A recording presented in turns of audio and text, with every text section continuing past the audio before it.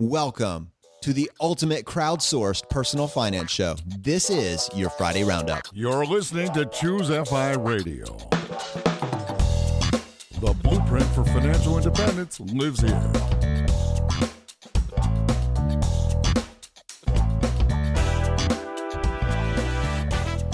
If you're looking to unlock the secrets to financial independence and early retirement, you're in the right place. Stay tuned and join a community of like-minded people who are getting off the hamster wheel and taking control of their lives in the pursuit of financial independence. Choose FI, your home for financial independence online.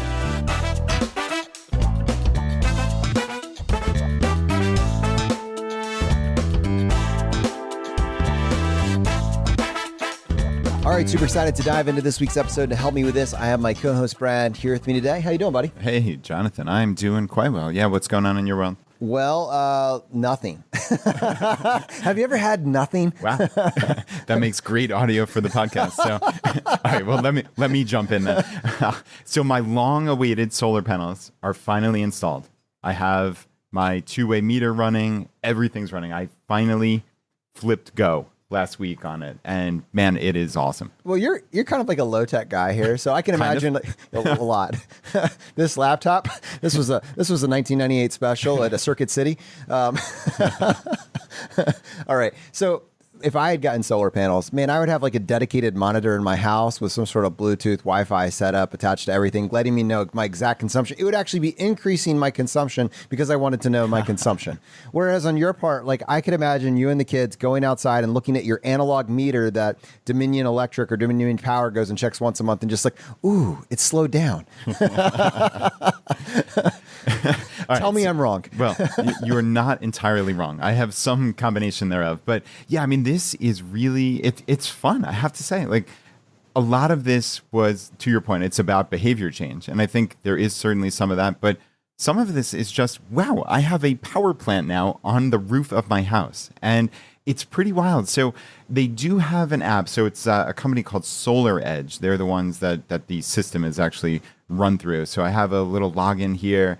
And Jonathan, you can lean over and look at my laptop. I've got solar production in kilowatts by day. And it's pretty cool. And it updates. Unfortunately, you can't see it in real time, or at least I can't yet. It updates every 4 hours. But man, it is so cool to just see the production and know that obviously, I mean, this thing is working. This was not only an investment, but I'm actually producing energy on the roof of my house where I was not a week ago. So let me, this is actually really cool. I mean, thanks for showing me that. So I'm just curious, with the app, the way it's framed, can you actually take the energy production and turn that immediately into revenue in your mind? Like, does that, oh, wow, I made $20 today or whatever.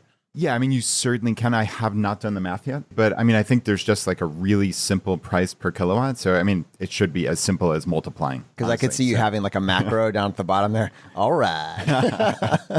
But to your point about actually going outside and looking at the meter, it's not all that far off from it. So you made me so happy. What's cool is this Solar Edge company, I think it's called the Inverter, and I'm going to get people yelling at me for not knowing this, but we'll go with the word inverter for now. It's basically the nerve center of the entire solar panel system.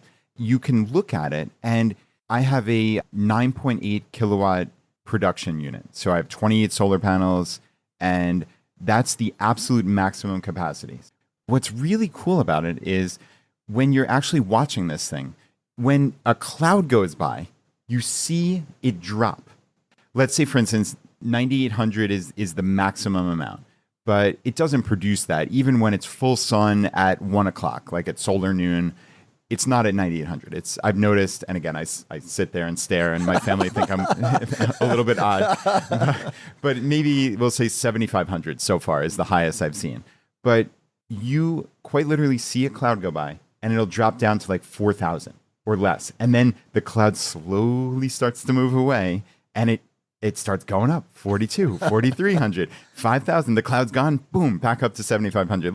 This is a numbers geek's absolute fantasy. It is the coolest thing to see it in real time like that. And again, you know that you're actually producing power. So you're like, damn it, Cloud, move. Please move.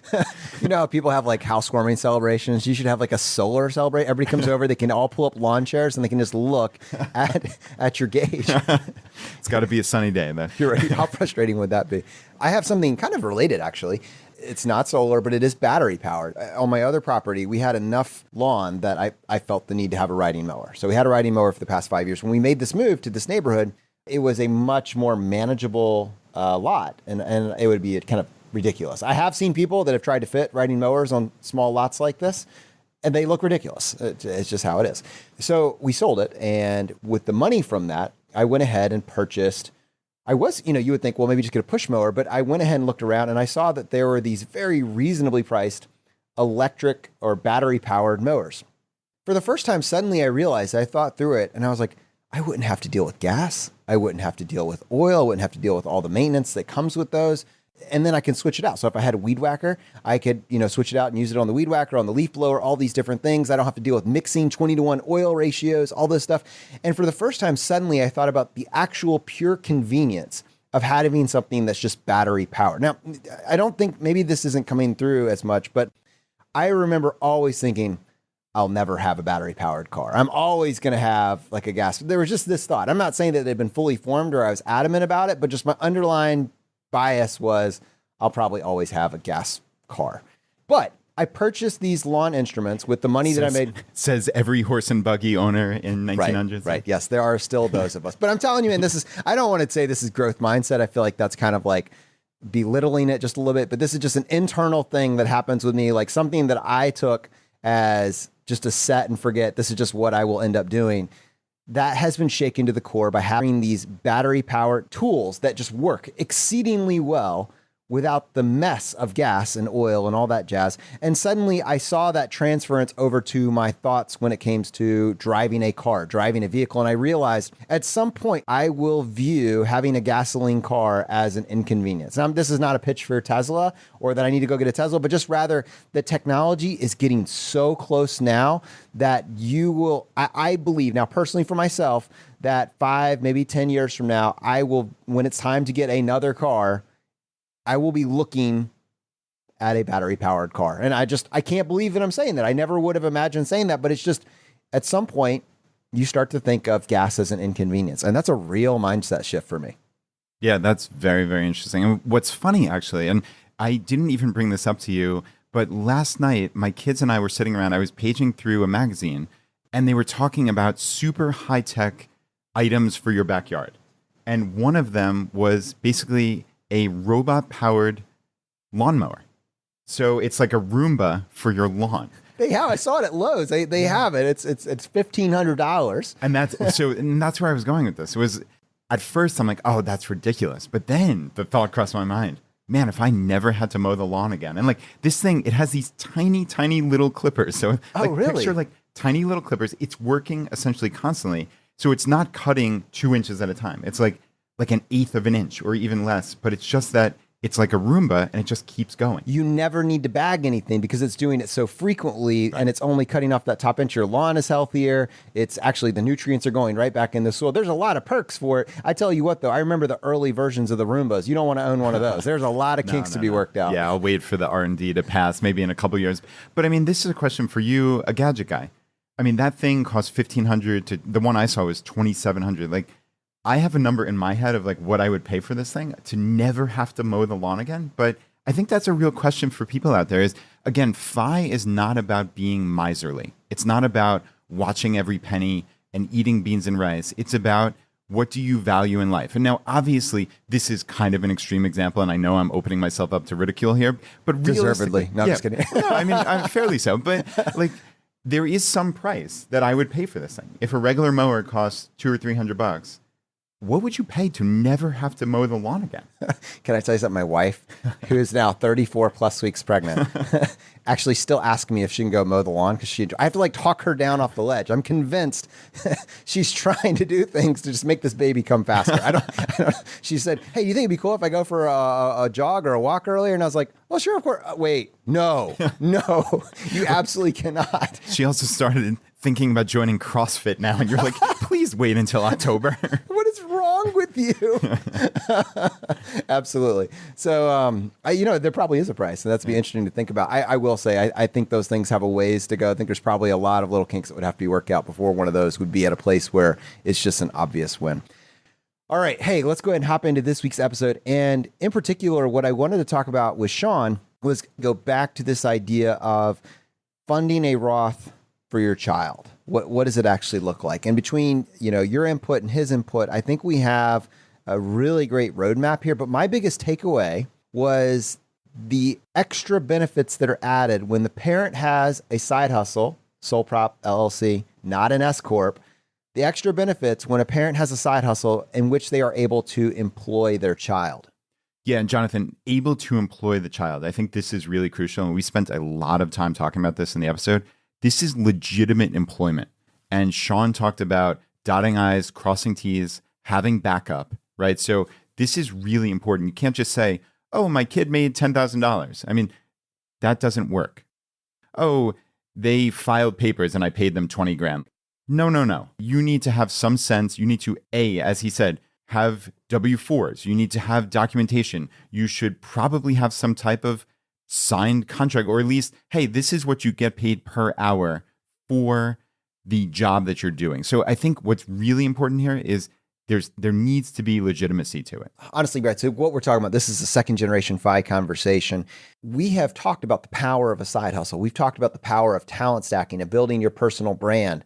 All these different aspects. This is where it all comes together. I mean, if you can do something like this, effectively what you're doing is getting rid of the need for an inheritance. This is one of those struggles. Do I leave my child this massive nest egg or not? It doesn't have to be binary. Ultimately, the people that say they don't want to leave their child an inheritance, what they're getting at, and this is what I heard Pete say, and I respect that perspective, I want to make sure that my child has the ability to create something for themselves so they don't need that inheritance. This, what we're talking about right now, is tied directly to that because you are modeling behavior that you want your child to pick up on. You're modeling the idea that you're not solely dependent on your sole employer right now, right? You're creating this idea that entrepreneurship, you're creating the idea of talent stacking and building a side hustle, building a personal brand, the work ethic that goes into actually building something yourself. You're allowing them, like society gives us a bunch of rules. And some of them are really great and are great for humanity. Others, while you understand why they're applied at the macro scale, don't necessarily serve an individual. Like, for instance, child labor laws, right? I think child labor laws are a wonderful thing. And there are certainly examples throughout human history where it has gone off the rails and it's bad. But the other half of that doesn't need to be that we don't teach a child how to work until they're graduated from college. And our generation is the most overeducated, underexperienced generation in all of history. So I think the idea that you can take something that you're working on, help your child both develop a income stream, build this skill set, learn entrepreneurship, and get a chance to spend time with their parents, build that relationship is incredibly valuable. And I think what we could do, since at the heart of this, we are a finance show, is we could talk about the numbers, what those numbers would actually look like. What if you did have a legitimate side hustle, a legitimate business that you were able to employ your child in and allow them to start working towards something at a much earlier age? I think we could map this out. Cool. Sounds like a plan. All right, so I'll give you a few numbers, and then why don't you fill in the details, and we'll come up with what this might actually be worth. So what I was thinking is, let's take a couple that is making roughly, $85,000 a year. They have a side hustle on top of that they've started that is now producing some level of income. And let's say that side hustle is making $25,000 a year. So married, filing jointly, you have the standard deduction, $24,000. What would it look like for this parent to employ their child, paying them $3,000 a year? What sort of impact would that have if they did this in the context of the strategy that we talked about with Sean? All right. So just to slow down on that, you said they're making $85,000 in their regular day jobs. Yep. This side hustle is making $25,000. That's $110,000 total. We're going to assume the simplest possible method. They're having the standard deduction, which now for married filing joint is $24,000.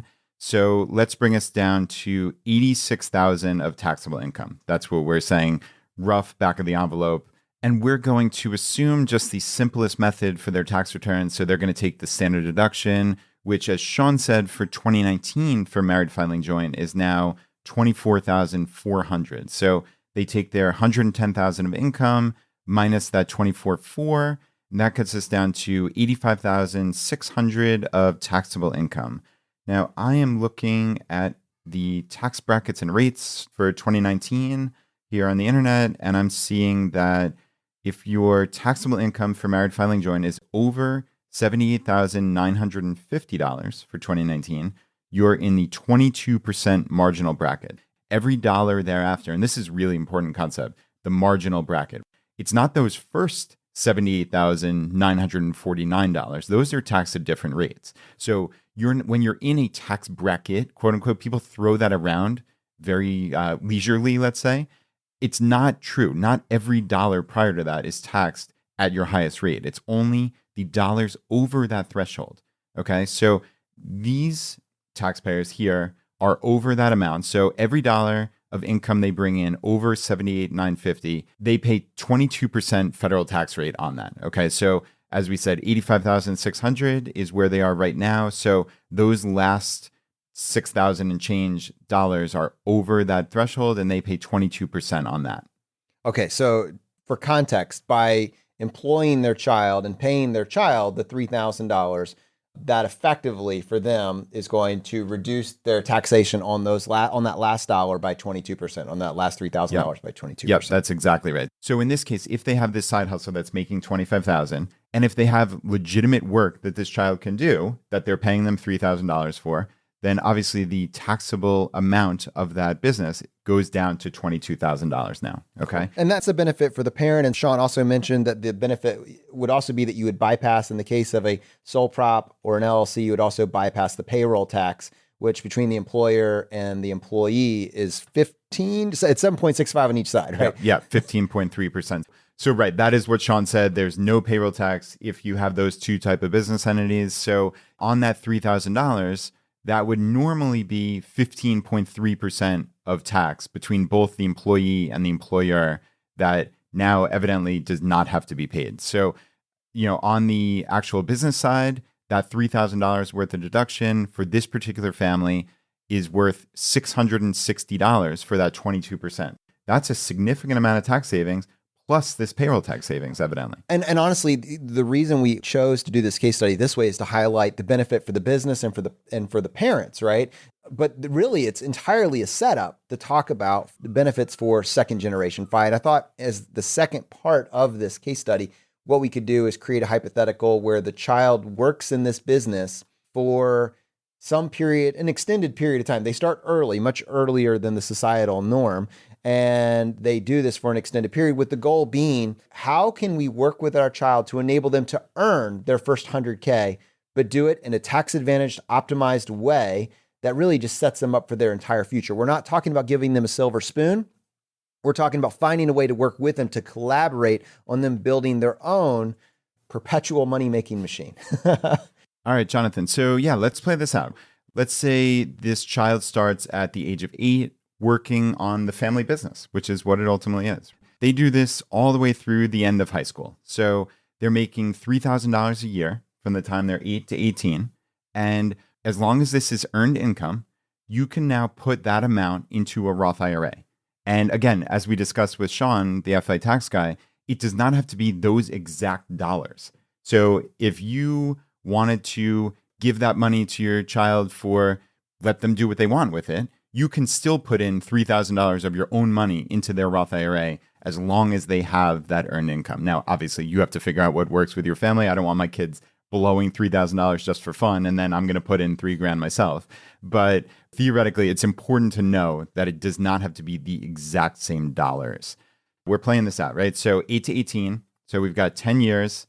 They're putting in $3,000 a year. So if we're putting that in low-cost index funds, and we're assuming just back of the envelope, 8% annual return, by the time they're 18, we would expect that amount to be just about $47,000. So their net worth in this Roth IRA, and that's another crucial thing. This is after tax money. So they will never have to pay taxes on this, Jonathan. This is $47,000 that is theirs. So yeah, that's where we are now. Does that make sense? Yes. And we're kind of doing this in two partitions. I mean, obviously, there's a lot of variables that you could throw at this case study. You could say, well, maybe an 8-year-old isn't worth $3,000 a year. They're not doing enough. And by the time they're 18, 3,000 is too little. Maybe I'd be paying them more. We're trying to illustrate how this works to get started early. So we're just going to roll with this for now. But there's so much flexibility that just getting started on something like this actually gives you and gives your child that the conversation is super valuable. So to set the frame, we're doing this in two parts: their working years and then future projections. So just during their working years from 8 to 18, at the end of that period of time, you're at 46K. And then over an intermediate time period, Brad, what would that look for them maybe at the age of, I don't know, 28 to 30? Yeah, and this is where the fun of compound interest comes in, right? I love compound interest.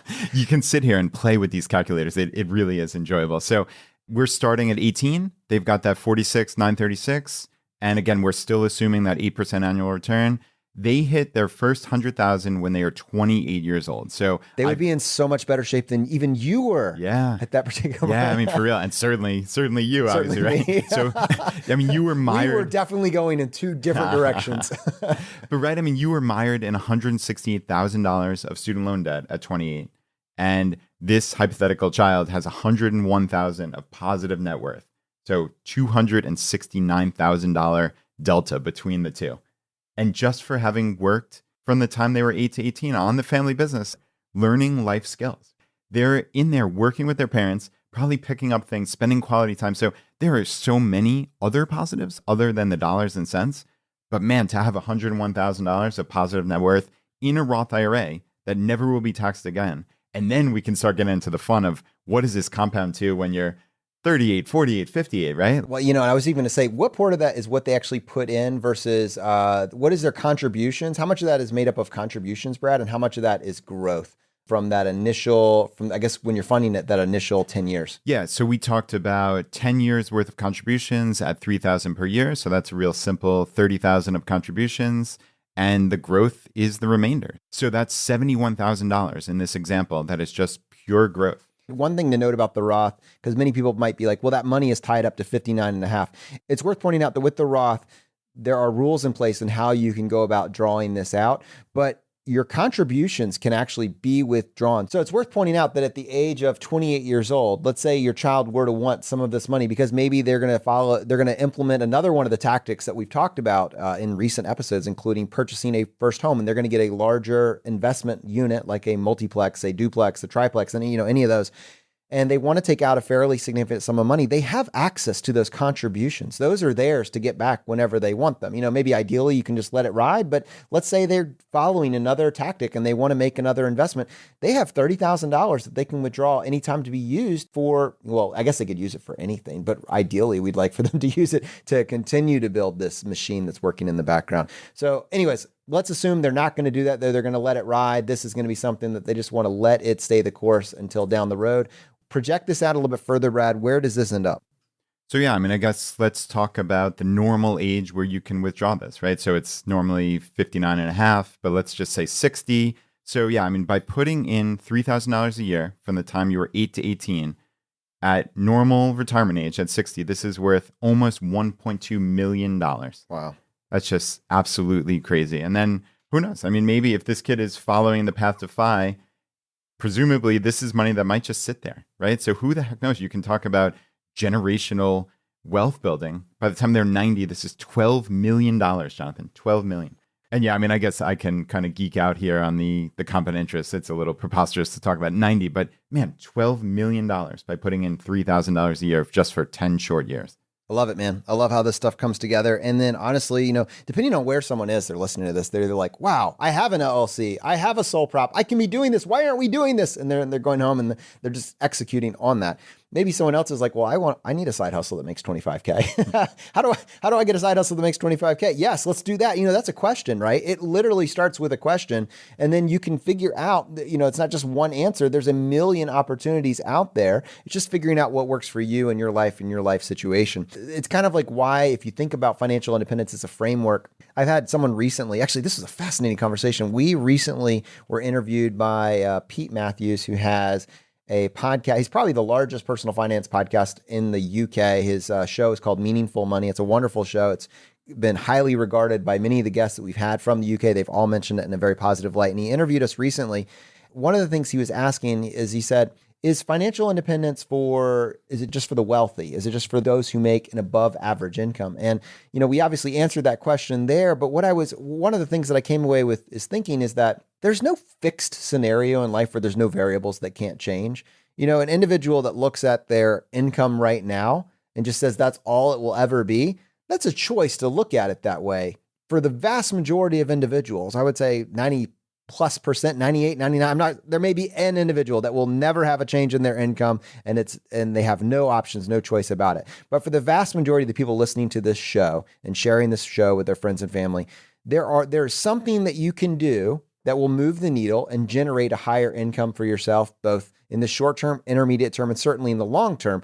And in almost every case, it starts with realizing that simple realization, and then asking a better question. Well, what else can I do? And in many cases, for most of us, I think we say, first, let's focus on what your life actually costs. Let's identify the space, and then we can start engineering, more options. But I think just realizing that you don't have to be stuck is a big part of this. Yeah, I agree. I mean, that is the ultimate of limiting beliefs. If you believe that where you are today is where you'll always be. And I reject that fully. I mean, you look at someone like we just had Joel from How to Money on.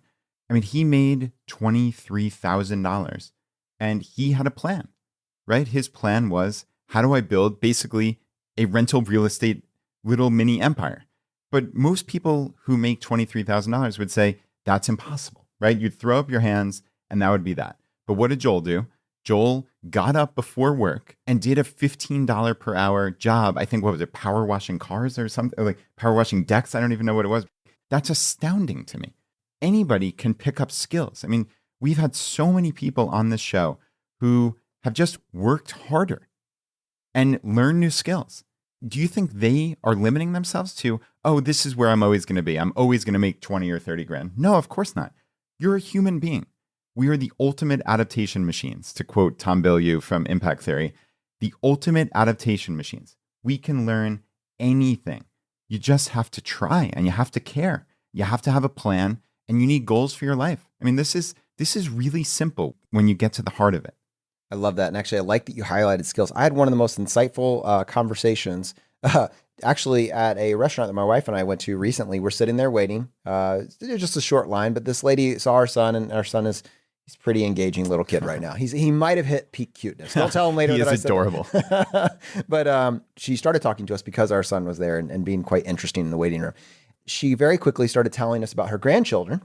And her grandchildren were making choices and they were going to school, and one of them was going in the Army. And she basically said, my daughter and son told them they had one of three choices. They could go to school, they could learn a skill, or they could join the military. It's one of those three options. And I thought, that is a very comprehensive a la carte menu. I mean, honestly, if you think about it and you break that down in terms of what your options are, if you're not going to go to school, then you should probably learn a skill. And a skill gives you a lot of options because skills are valuable. I think many people look at their degree and think that the degree is automatically going to justify a job or a pay scale that they want to command. But ultimately, at the heart of that, what gets you any level of income is a skill that you possess. And there are so many skills that you can choose from. And you should really just think about what do you, I think it's a lot less intimidating to me to think about building skills as opposed to getting degrees. Getting degrees doesn't take a lot of imagination, in terms of like, oh, well, I'll just go do that. School's going to take care of it. And then the jobs are going to be waiting for me when I graduate. And I think we find that is an illusion. It does happen. It is out there, but it's not a guaranteed fix for making that income. I wish it were. There are a lot of, honestly, I was hearing someone recently, I used to think that if you got a pharmacist license, you were guaranteed a great income. And I've been hearing recently that the market has kind of changed. The market's tightening up and that it's harder to get those jobs than it used to be. Maybe that's true. I'm not currently looking, so I can't attest to that one way or the other. But if you have a skill, you will always be in demand. And you can always learn new skills, and you don't need permission from a college to learn a new skill. And I think you mentioned this just in passing, but handymen will always be needed. HVAC techs will always be needed. Plumbers will always be. There's no Roomba coming for your HVAC. I'm sorry. It's just not going to happen. And if you can learn a skill, not those skills, I just mentioned them because they were low hanging fruit and I can grab those, but you can very easily hit a median income by learning a skill that is in demand. And so don't think that whatever you're doing now, whatever life choices led you to wherever you are now, if it's not serving you, you do not have to be stuck. You can invest just a relatively short period of time, get retrained, and go into an industry that is desperate for help. And you can command a great income. So anyways, a little sidebar there, it's attached to this, but I think it kind of gets away from the heart of this, which is when you have bandwidth in your life and you're able to apply that to working with your kids. And instead of just saying, hey, there's going to be a silver spoon waiting for you at the age of 60 or age of 40 or whatever, I'm going to work with you now to cultivate a mindset that ensures that you won't need it. And you can do with that what you will, but you are not going to need that. And I would love to see you choose to make the world a better place. All right, well, let's go ahead and pivot here. What I thought we could do today is actually go ahead and play some community voicemails. All right, first I'm going to go and play a voicemail that we got from Chris. Hi, Brad and Jonathan. This is Chris. I've called you once before when I paid off $100,000 in my loans when I was in medical school and decided to try to take charge of things in that way and reconsolidate. I wanted to reach out now because my wife wanted to leave a voicemail saying thank you because recently you'd convinced us to at least check our insurance policies, and now we're going to be saving about $300 every 6 months in Geico. I wanted to say thank you because when I was in a dark place with about, $400,000 of student loans and couldn't really find the air to breathe or look forward and had to look for the things that I could control, this really helped me sort of change my perspective and feel like I had a modicum of control in my life when I felt like, in all intents and purposes, I was owned by the medical system. And, this really helped me find a lot of hope and perspective in my life, not only in change financially, but also personally. You guys also inspired me to understand my value. And last week I talked to my employer, and while they tried to brush me off initially when I discussed finances with them, I pressed them that their, fringe benefits were simply not competitive. They immediately went up the chain and came back to me with a more competitive offer, which may still not be at the top of what I can earn, but is something. And they never would have considered that if I hadn't spoken to them. And you guys gave me the confidence and the motivation to do that. So I just wanted to say thank you. I don't think I can say thank you in enough ways. Chris, that is incredible, man. Thank you so much for calling in and sharing. You've definitely inspired us today. And I hope for someone in this audience listening to this, you do not have to be stuck. Life is a moving picture. That's not a snapshot. I can see how you could look at where you are right now and say, what else can I do? But I think ultimately it's bandwidth, right, Brad? Yeah, it certainly is. And I mean, Chris talked about confidence and motivation. He said that a couple of times. I mean, I appreciate the compliment, Chris, but it is all you. You can listen. Plenty of people listen to podcasts. They listen to motivational speeches. They read blog posts. They do all this stuff, but they don't get up off the couch and take action. And you did that. And I think that's what separates our community, the financial independence community, the Choose FI community, from everybody else, is we are getting up every single day, every single week, every single month, and trying to make our lives better. So, Chris, a huge congratulations to you. All right, next I want to give a shout out to Robert. He says, I started with the company in May of 2002 before my final year of college. The company subsequently hired me at graduation, and I've been with them ever since. There's been a lot of fun, a lot of frustration, and a lot of change over those 17 years. I shocked some people and inspired others last month when my early retirement was announced. Now, 2 weeks shy of 17 years with the company, I walked into the office one last time to turn in my computer and key. This is choosing FI.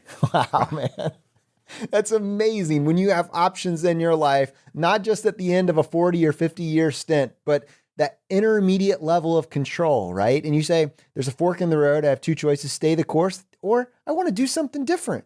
I want to do something different. And he makes the choice. Yeah, that is crazy. I mean, I'm reading this and it looks like Robert graduated from college in 2003 and he just turned in his computer and key and he's financially independent. Do you still get a gold watch? I don't think so. But I mean, that is crazy. We talk about this intermediate time, Jonathan, and you just used that word.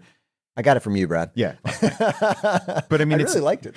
No, I mean, it is useful, right? Like, this is not get rich quick. There's nothing about this concept that is get rich quick in both mentality or in reality. But man, if For most normal people, if 16 or 17 years doesn't just blink by and you wake up and you're in your late 30s, what do you really have to show for it? Maybe a couple of vacations, I don't know, some good times, but most people don't have anything saved up. But if you can plan for plan for 10, 15, in this case, 17, 18 years, you can reach that point where you do not need to work before you're 40 years old. And then you get the next 5+ decades of your life to do with it as you want. That is the ultimate luxury in life. And Robert, just a huge, heartfelt congratulations. Next, I want to play a voicemail that I got from Liz. Her and her husband have had a big turnaround in the last 3 months after listening to the show, selling a car, starting side hustles, and redefining their priorities. Going to go ahead and pull this up for you now. Hi, Brad and Jonathan. This is Liz from Salt Lake City, Utah, calling in to tell you that Choosify has changed our life. Warning up front, this is a lot to unpack, but here we go. My husband and I started listening to the podcast a couple of months ago, and I've now listened to all 260 plus episodes. We have made so many changes. We increased our savings rate from about 10 to 40%, working on more by cutting our expenses, started maxing out our 401ks, invested our HSA, refinanced our home, paid off our cell phones and moved to a prepaid plan, and sold thousands of dollars of stuff, including one car. I now ride my bike to work. Proud to be a mustachian. Best of all, my husband left his job. Choosify gave us the confidence to know how to build wealth and live intentionally that we decided it was more important for my husband to be home with our boys instead of having 2 incomes. Yes, we could reach 5 faster if he were working, but we were empowered to know we would prefer a few more years of work to have the time with our kids now. I make good money and have been blessed to move up quickly in my career. Also, we are now determined to start some side hustles. Every time I hear the Choosify hot seat, I want to answer the question, what is your biggest financial mistake? So here goes. I have 2. First, I earned money going to college. I had so many scholarships that I made $10,000 to $12,000 a semester, and I have no idea where it all went. I could have been like some of your amazing guests and graduated from college with a net worth of $50,000 or more. I was even living at home at the time. Ultimate facepalm. At least I am still young and know what I know now, but I so wish I could go back 10 years. I do not come from a financially sound or savvy family, and I've had to learn everything on my own. My husband and I were both so lucky to graduate without any student loans, so we had that going for us. Happy to talk to anyone about scholarship applications. Maybe this should be my side hustle? My second financial mistake. My husband and I spent $4,000 on a financial coaching program, so eager to learn more, but it turned out to be a bad investment. Little did we know there was so much information available at our fingertips through the FI community for free. We just had not found it yet. You live and learn, but that was a lot of money to us at the time. We try not to live in our regrets and rather just focus on how knowledge has empowered us to change our future. At least we've been travel hacking for years and love our Chase credit cards. We have traveled many places around the world for very cheap or free. I started my MBA program a year ago, and knowing what I know now, I may not have done the program, but I really enjoy it and will graduate without any student loan debt. We had to do a passion presentation in my business communication class, and I did it on financial independence and Choosify. I ended with Brad's famous quote, easy decisions, hard life, hard decisions, easy life. Now that we understand our goal and how the math works, how in the world did I forget about the rule of 72? We find that we often spend much less than we budget and can save even more than we had projected. We are living both a frugal and minimalist life. Above all, we are happier than ever. We have so much still to learn, but we know where we are going. The fire is spreading. Thank you for creating this awesome community. Wow. All right, Liz, we're going to be reaching out to you. We got to find out more about your story. That's a full Monday episode for sure. That's crazy. This is awesome. And there's so much there, man. I mean, she's literally, I think she's doing everything that we've talked about on the arc. Can you believe it? She said 260 episodes? Have we had 260 episodes? Yeah, that's crazy. But I mean, most importantly, Liz, we are happier than ever. That just warms my heart. I love hearing that. And that's what this is. This is a journey that you can take together with your husband. And I love the action you guys have taken. Brett, honestly, I think if this show, has 1,000 episodes in it, if it has 2,000 episodes in the arc of the show, the reason that I would continue to tune back in is because I want to hear about people winning. At every walk of life, I want to hear about the actions that they took to take them and their family and their future generations to a better place. It's what keeps everything compelling. That's the only reason. It's not, you're awesome, man. I really enjoy talking with you, but it wouldn't be you. That's not why I would come back, right? It would be the stories of the people in this community, what they have done. That's what gives it life. I mean, you honestly, at this point, our opinions on things, but people take those ideas and they take action with them. And it's just incredible to see, and it inspires you to do better each and every day. I would love for our audience, if you have a voicemail that you want to hear featured or have featured on the show, if you have a story that you want to tell, if you want to leave a voicemail, go to choosefi.com/voicemail and send in a clip that we can play on an upcoming episode. If you have a story that you want to tell, go to choosefi.com/story. And we have just a form there that you can fill out to have your story featured either on the website or the blog or have on on a future episode. This entire podcast, this entire website, everything is dedicated to highlighting stories of people in the financial independence community that have made a different choice, a slightly more optimized choice, and are getting a radically different result, and just seeing how that spills over both in their own intermediate life and into the lives of the next generation. All right, guys, I just wanted to quickly mention, we have gotten several requests. Actually, even more than several. What is several, Brad? Is that 3? Is that 5? I've gotten close to 10 requests over the last month to get a ChooseFi shirt for the local groups. And honestly, this has been challenging because we have one shirt that we're a huge fan of, but they don't print on demand. And so when we were thinking about scaling that out, it basically looked like me going down to the post office every single time someone wanted to order it and get the shirts uploaded.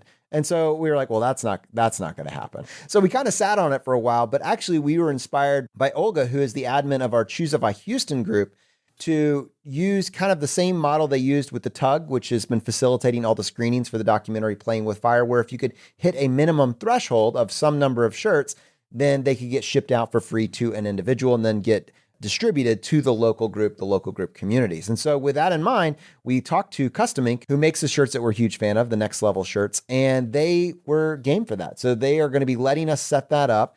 And I only say that to say that if you are interested in getting a ChooseFi shirt for your local area, just let somebody know, let your admin know in your local group that you're in. And I think if we hit a minimum threshold of about 20 shirts, we can ship those for free to your area and they can be distributed at the next local meetup. We're not looking to make a profit off these. I think it's going to cost about $15 a shirt. If there is any tiny amount of profit, we will donate that to our nonprofit foundation. So again, this is there's no profit motive here, but this is something that we've been requested many, many times, and people in our community have asked for this.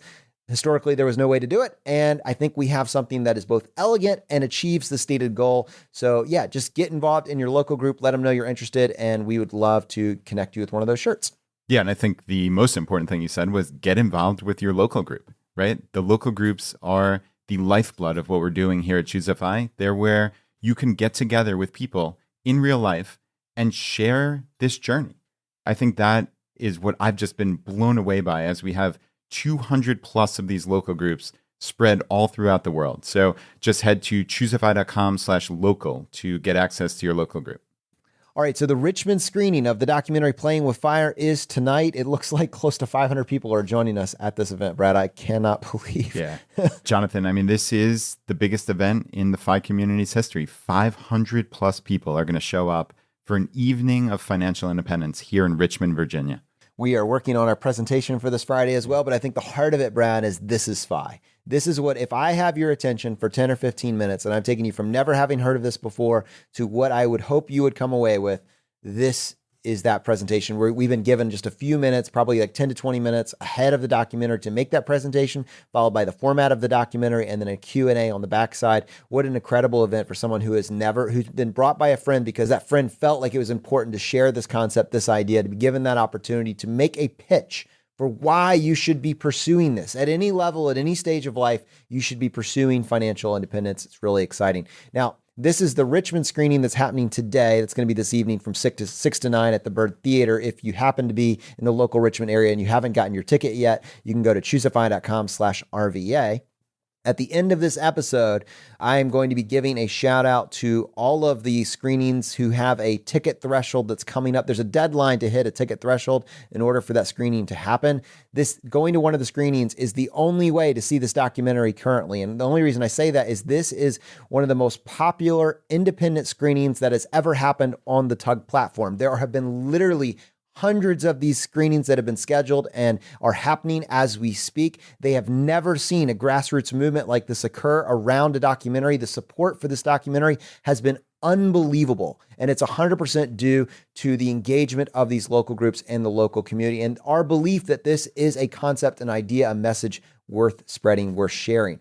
So again, if you are interested in going to a screening in your area, you want to see if there is one scheduled or whether or not there is one that will be happening in the near future, just wait till the end of the episode. I'll give you a rundown of all of those with ticket thresholds that are approaching in the near future. You can bypass that, though, just by going to choosify.com/tug, which will give you a list of all the screenings that have happened and all the screenings that are scheduled in the upcoming future. Well, unfortunately, that is going to bring this episode to a close. Now, as you know, we like to finish every episode by doing a drawing for a copy of a book that we have found useful. There's 3 books that we offer. The first is J.L. Collins' book, The Simple Path to Wealth. The second is Dominic Cortuccio's book, Design Your Future. And the third book from Vincent Puglisi, Freelance to Freedom. If you want to enter the drawing, all you need to do is just go to choosify.com/iTunes, follow the instructions there, leave us a written review on either iTunes or Stitcher. Send us an email to feedback@choosify.com, letting us know that you left a review and what screen name you left it under. We give away 1 book for every 5 written reviews that we get, and we announce a winner on the Friday Roundup. Brad, how many winners do we have today? All right, Jonathan, we have 2 winners today, and the first winner is Megan W. And Megan said, gasoline for the fire. Ooh. If you're looking for something, I'm going to battery powered. If you're looking for something to keep you motivated, educated, and with a sense of community around the FIRE movement, you've found your guys. I've been listening for several months and can't get enough. Their approach is so intentional. Each episode has actionable takeaways, tips, and real people's stories. Thank you for this amazing resource. All right, and Jonathan, the second winner is Megan D. And Megan left this on Stitcher. Life-changing. For the first time ever, I don't feel so isolated. My husband and I have never felt the need to be flashy or to live up to any standard. Our friends live on perpetual credit and can't relate to our lifestyle choices. I stumbled upon Choosify when I saw Brad present at a webcasted event. I am so glad I did.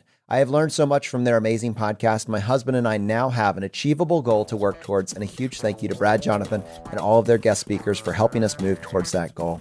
Thank you so much, my friends. All right, the fire is spreading. We'll see you next time as we continue to go down the road less traveled.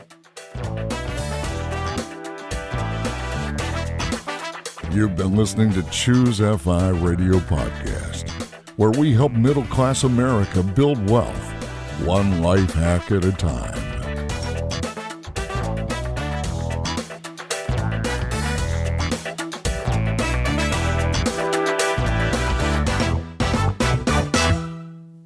All right, everyone. Thanks so much for hanging out for these updates. Now, again, what I'm going to go ahead and list off is screenings that are coming up for the Playing with Fire documentary within the next week or 2 around the country. These are grassroots screenings. And while this is not a comprehensive list of all the screenings, these are the showings where they have a deadline for their ticket threshold. A minimum number of tickets need to be sold in order for the screening to happen. And if you want to find out if there's a screening in your area and maybe it's one of the ones that I'm about to mention, or maybe you're just curious if there is one in your area, the easiest way by far to find the screening is just go to choosify.com/tug. That's TUGG. And that will give you a comprehensive list of all the screenings that are actually happening. So in chronological order, the ticket deadlines: on July 29th, Kenosha, Wisconsin; on July 30th, Columbia, Missouri; on July 31st, Anchorage, Alaska; Rosemont, Minnesota; Colorado Springs, Colorado; Little Rock, Arkansas; Broomfield, Colorado; Lancaster, California; and College Station, Texas.